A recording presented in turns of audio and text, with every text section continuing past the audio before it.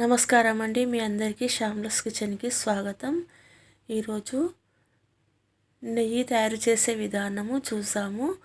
ముందుగా రోజు పాలు కాచి చల్లారిన తర్వాత ఫ్రిడ్జ్లో పెట్టి నెక్స్ట్ డే తీసి అందులోని మీగడ నెమ్మదిగా ఈ విధంగా జల్లిగంటతో తీసి ఒక డబ్బాలో వేసి ఉంచుకోవాలి.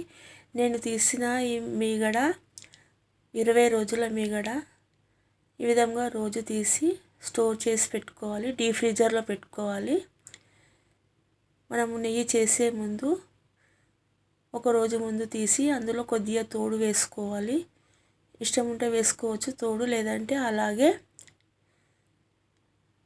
మిక్సీ పట్టొచ్చు. ఈ విధంగా తీసి ఉంచిన మీగడని నెమ్మదిగా ఒక మిక్సీ జార్లో వేసుకోవాలి. కొద్దిగా వేసుకొని మిక్సీ వేసుకోవాలి. అందులో కొద్దిగా వాటర్ పోసి మిక్సీ వేసుకోవాలి. ఒకేసారిగా మిక్సీ పట్టకూడదు, వేడికి వెన్న సరిగ్గా రాదు.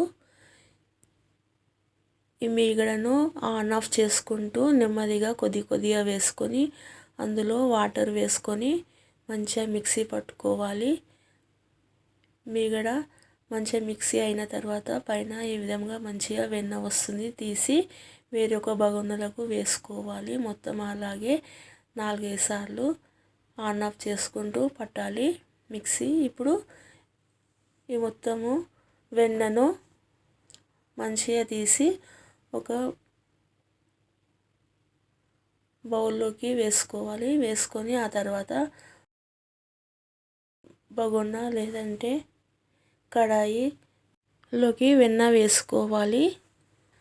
ఒక దగ్గరికి అనుకొని వాటర్ లేకుండా మంచిగా వాటర్ మొత్తం తీసేసి కడాయిలోకి వేసేస్తున్నాను. కడాయిలో ఫస్ట్ కొద్దిగా వాటర్ వేసుకోవాలి. వేసుకొని అందులో ఈ వెన్నను తీసి మంచిగా వేసుకొని అందులో కొద్దిగా నీళ్ళు పోసుకుంటూ వెన్నను మంచిగా కడిగేసుకోవాలి. అందులో పాల వాసన ఏం లేకుండా మంచిగా ఈ విధంగా కడిగి మొత్తం తీసి మంచిగా కడగాలి. కడిగి ఆ తర్వాత ఈ వాటర్ మొత్తము వంపేసుకోవాలి. నీళ్ళు లేకుండా మంచిగా వంపేసుకొని ఈ విధంగా కావాలంటే అందులో నుంచే కొద్దిగా వెన్న తీసి ఒక బాక్స్లోకి తీసి ఉంచుకుంటే మనము ఎప్పుడైనా బటర్తో కర్రీలు వేసుకున్న, బ్రెడ్కు పెట్టుకోవడానికి, పావ్ బాజీ దేంట్లోకైనా బటర్ వేసుకోవడానికి చాలా టేస్ట్గా ఉంటుంది. హోమ్ మేడ్ బటర్ కూడా వస్తుంది, అలాగే నెయ్యి కూడా తయారు చేసుకోవచ్చు. అలాగా మంచిగా ఒక బాక్స్లోకి వెన్న తీసుకొని పక్కన ఉంచుకోవాలి. మిగతా వెన్న మొత్తము కడాయి పొయ్యి పైన పెట్టి స్టవ్ ఆన్ చేసి మీడియం ఫ్లేమ్లో పెట్టాలి. హై ఫ్లేమ్లో పెడితే నెయ్యి మొత్తము బయటకు వచ్చేస్తుంది.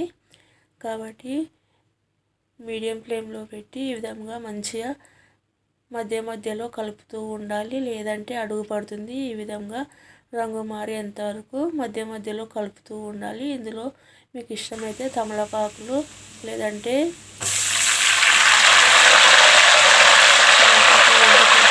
వేసుకోవచ్చు. ఈ విధంగా లాస్ట్కి ఒక 2-3 చుక్కల నీళ్ళు చల్లుకోవడం వల్ల నెయ్యి ఇట్లా పూసగా మంచిగా వస్తుంది. ఈ విధంగా నెయ్యి చల్లారిన తర్వాత తీసి మంచిగా ఒక డబ్బాలోకి వడగట్టుకోవాలి జల్లిగంటతో.